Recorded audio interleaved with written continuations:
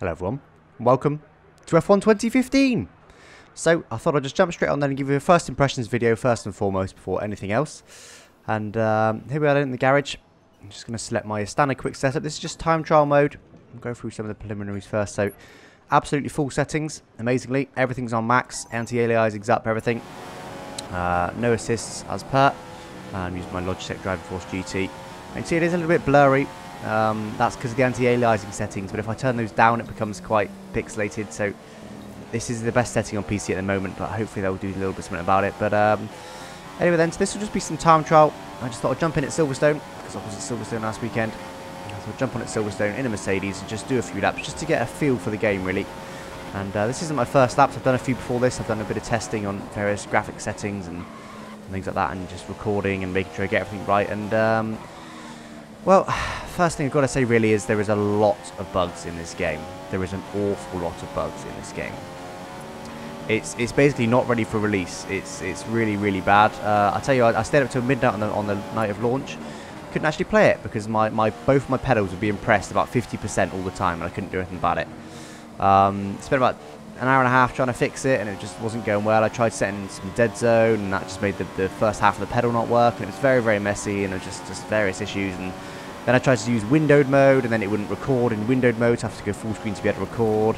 Then every time I restarted the game, it reset my graphics settings, and there's just so many issues. It was just horrendous. But anyway, I was speaking to a few people on Twitter, and basically we figured out that it was probably to do with the controller, because I had a PS3 controller plugged in. Unplugged that, and sure enough, my wheel works perfectly. So there's also been a patch today to fix things like the graphic settings. But still, if you alt and tab out, this is obviously PC version as well. If you alt and tab out, that will essentially break it. It will put you on a lower graphic setting, lower resolution when you come back in. Sometimes the frame rate will drop as if you're not clicked on the game. And if you try windowed mode, that will generally always be on top. Oh, it's messy. And I think the PC version is a lot messier than any other version. I think the console versions are a lot more polished than this, but it's got an awful lot of issues. But anyway, we'll get on to that kind of sums up the issues I've had so far, really. There's a lot of issues online, even more online. But that really sum up the bugs, really. More about the handling now. So the handling actually is better. It's a lot better. The best way to describe the entire game, the handling, everything about the game, is it's a lot more stripped back and a lot more simple, but better. So something like F1 2014, say, or F1 2013, that was all built on the base of F1 2010. Now, F1 2010 handling was horrendous, and they've improved that. They've basically patched that essentially since. So F1 2013 was pretty much as good as we were getting for that era. F1 2014 was horrendous with the new engine era. But this game, this is a totally new engine. This is all totally new. So they completely started from scratch. And the base, the core of the game, the engine of the game is a lot better. A lot better. This feels right. This feels natural. I was able to jump straight on and be able to control oversteer and things like that. It was all very natural. It didn't feel a bit buggy like F1 2013 encoded. You know, things like you couldn't really do donuts, and there were side pod glitches. Things like that are signs of a dodgy underlying physics engine. But that's all fixed. That is good. The base of the game is very, very good. Like I said, I was able to run this on max settings, and it certainly looks a lot better, so it seems to be optimized better. Like I said, the core of the handling is a lot better. But because of that, because they've basically started from scratch, so like I said, the core is better. Because they've started from scratch, it's a lot simpler. There's just big things missing, big things missing. I mean, where to start? So online, there's no custom lobby anymore. You can't do a custom race. That will come back at some point, I don't know when.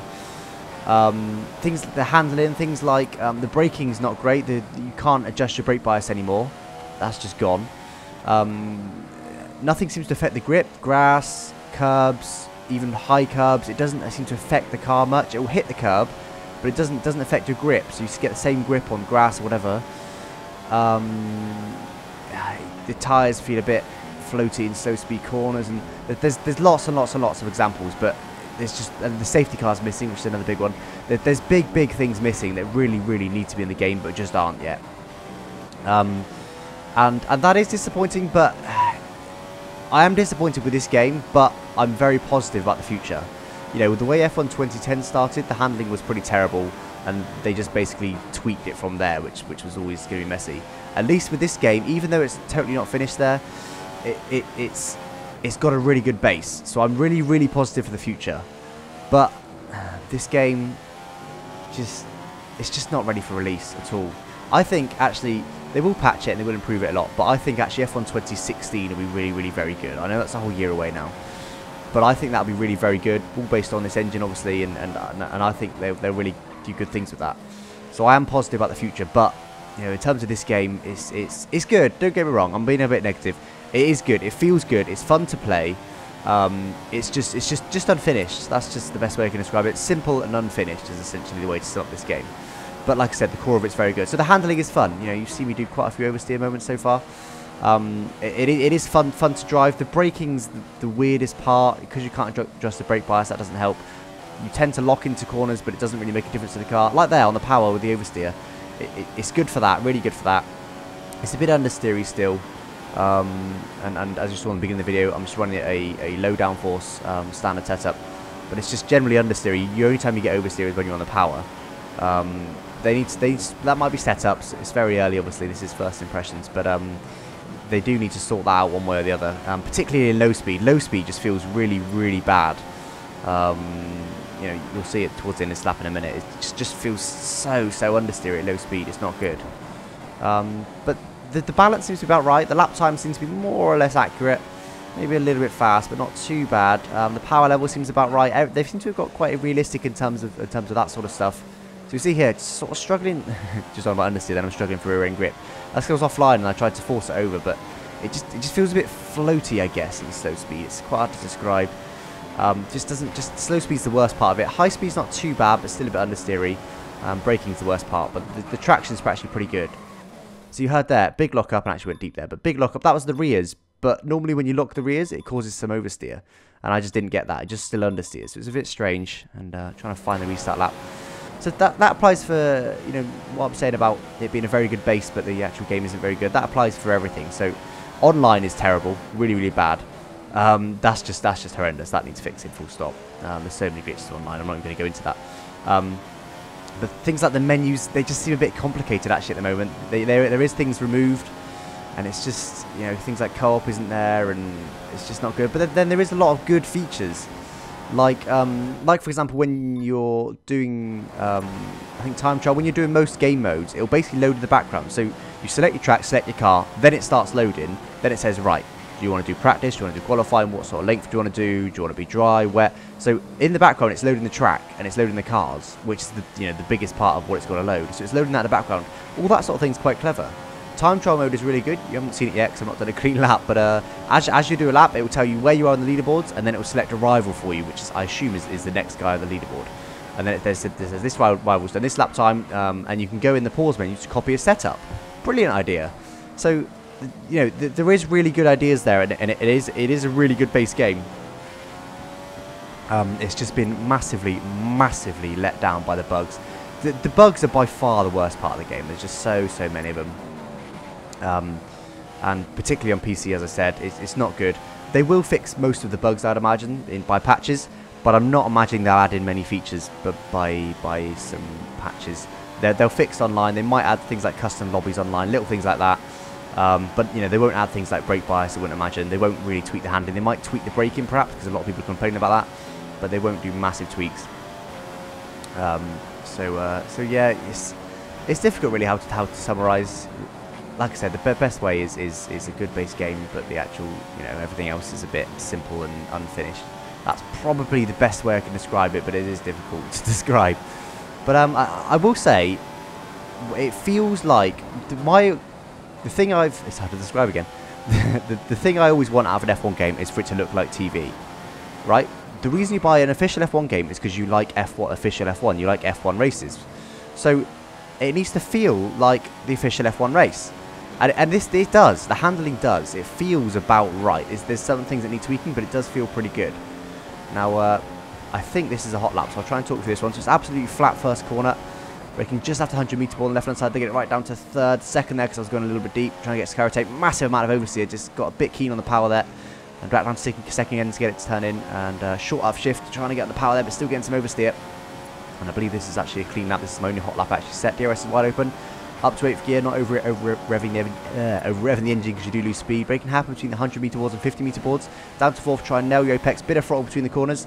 Back down to 3rd, get it nicely on the curb. Trying to hold it nice and tight, then try and slingshot out the corner, which is definitely easy said and done. Not a bad exit there, but pretty good. Full throttle now. So I run down the old pit straight, up through the gears. Once again, not over revving the engine, up to 8th gear. And just before we get to the 50-meter, we're going to flick it in, flick it down to 7th, try and nail the apex and not go too wide on the exit, which we've done nicely. Floor the throttle. You can be quite aggressive with the throttle at high speed, which again is pretty realistic. Up to 8th, absolute flat if you can get a good line through there. Down 2 gears to get it turned in. Down 2 gears again, once again to get it turned in. Up to 5th quite early to get on the power. Nice and early. That was pretty sweet there. Up through the gears once again. DRS gets wide open. And that's another thing, you don't get any sector times for no apparent reason. It's the things like that are very buggy.